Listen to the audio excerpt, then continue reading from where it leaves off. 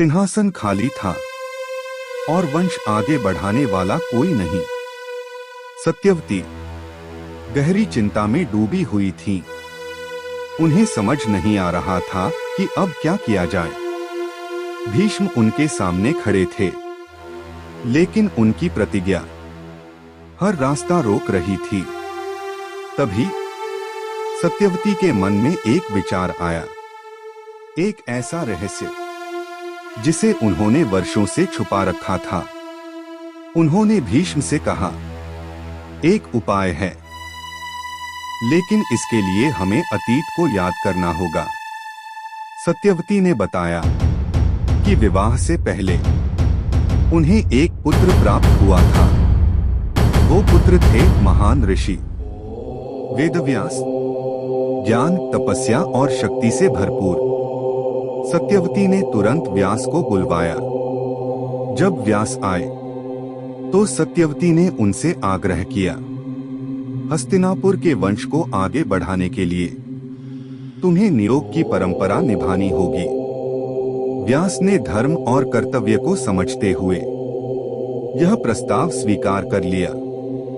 अब अंबिका और अंबालिका के माध्यम से वंश को आगे बढ़ाने की तैयारी शुरू हुई। लेकिन जो होने वाला था वो किसी ने नहीं सोचा था।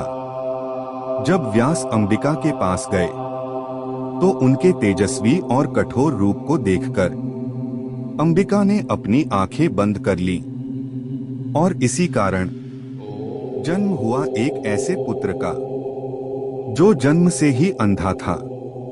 वो थे धृतराष्ट्र। फिर व्यास अंबालिका के पास गए, लेकिन डर के कारण उनका चेहरा पीला पड़ गया और जन्म हुआ पांडु का, जो शारीरिक रूप से कमजोर थे। सत्यवती चिंतित हो गई। एक अंधा और एक कमजोर, क्या यही संभालेंगे हस्तिनापुर का भविष्य?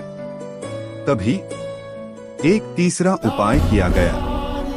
एक दासी को भेजा गया व्यास के पास, जिसने बिना डर के उनका स्वागत किया और जन्म हुआ विदुर का, बुद्धिमान, धर्मप्रिय और न्याय के प्रतीक। अब हस्तिनापुर के पास 3 उत्तराधिकारी थे, लेकिन किस्मत ने अभी भी अपना खेल खत्म नहीं किया था।